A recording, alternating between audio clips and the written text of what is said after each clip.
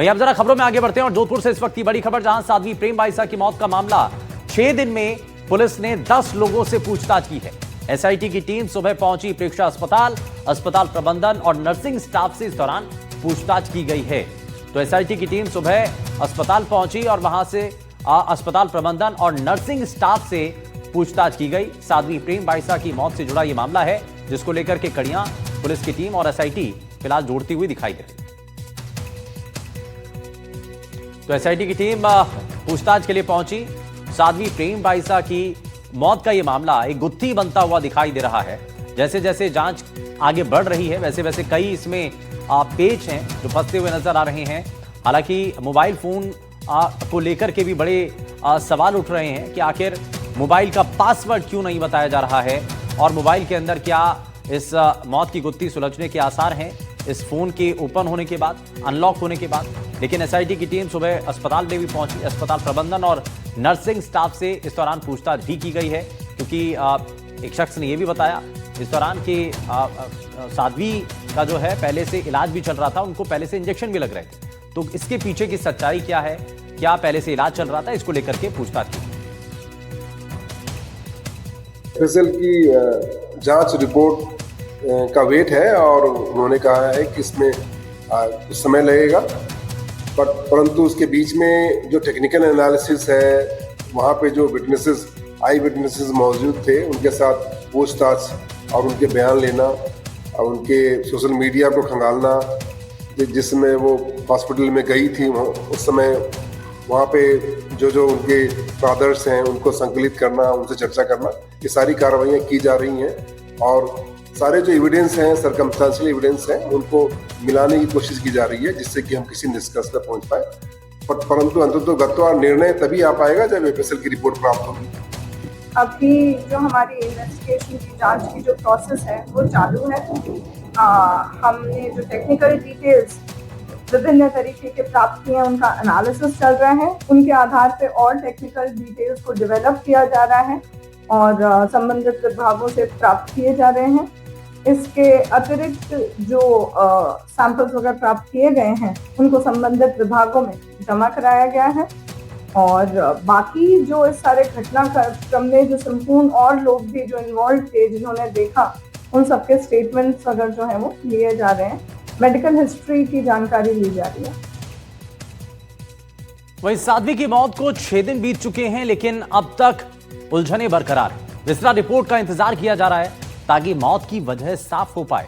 उधर साध्वी के mobile phone में कुछ अहम राज हो सकते हैं, मगर साध्वी के पिता फोन का पासवर्ड नहीं बता रहे, इसीलिए शक की सुई उनकी तरफ और भी ज्यादा घूम रही है।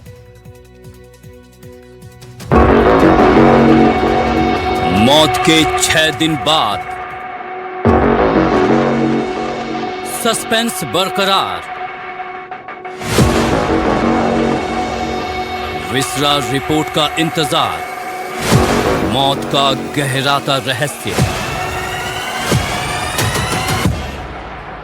अब भी वही सवाल, कैसे हुई साध्वी की मौत?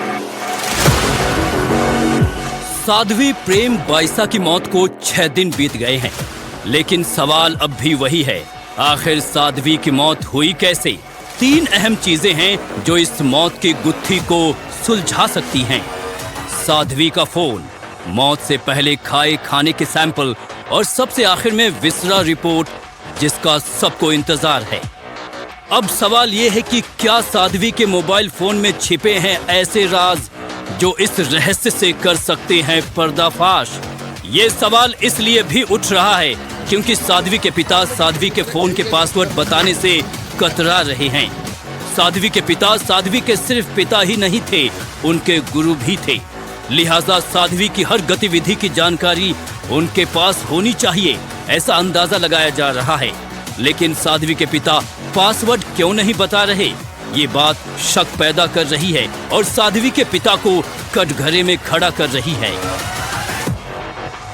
सेवादार के मुताबिक साध्वी की तबीयत बिगड़ने से पहले जो दाल उसने खाई थी, वो साध्वी के पिता ही उसके कमरे में लेकर गए थे।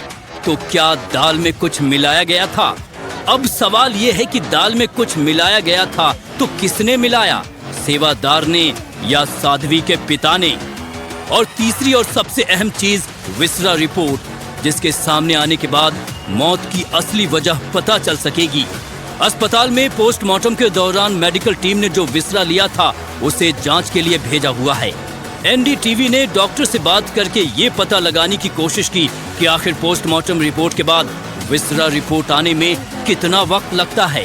प्रिलिमिनरी रिपोर्ट बना ली जाती है डॉक्टर्स के द्वारा, उसके बाद फिर जो कंफर्मेशन जो है, जो फाइनल जो रिपोर्ट है वो एफएसएल की रिपोर्ट के आने के बाद दी जाती है, जिसमें कई बार महीना भर, कई बार 2 महीने भी लगते हैं, क्योंकि जेनेटिक्स जो स्टडी है, एडवांस कोई स्टडी के लिए मान लो हायर जैसे जयपुर या दिल्ली भेजा जाए कुछ केसेस में, तो उसकी रिपोर्ट आने में कुछ देरी हो सकती है। लेकिन इनकी जैसे ब्लॉक्स बनाना, इनको फिर केमिकल स्टेनिंग करना, 1 महीने में लगभग रिपोर्ट्स आ जाती हैं एफएसएल से। कुछ केसेस में 3 महीने या 6 महीने भी लगते हैं।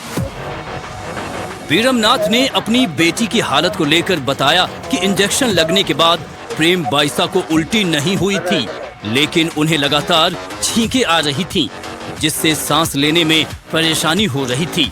साध्वी के पिता ने यह भी कहा कि मौत के बाद प्रेम बाइसा के नाखून नीले पड़ गए थे, हालांकि शरीर पर कोई असामान्य बदलाव नजर नहीं आया था। ये लक्षण कई तरह की आशंकाओं को जन्म दे रहे हैं। पुलिस फिलहाल कई संभावनाओं पर काम कर रही है। क्या मौत किसी दवा या गलत इंजेक्शन के रिएक्शन से हुई, या फिर क्या उस रात खाने में दी गई दाल में कोई जहरीला पदार्थ मिलाया गया था? पुलिस मेडिकल बोर्ड ने पोस्टमार्टम कर लिया है, लेकिन मौत की असली वजह विसरा एफएसएल रिपोर्ट आने के बाद ही साफ हो पाएगी। Bureau report, NDTV India.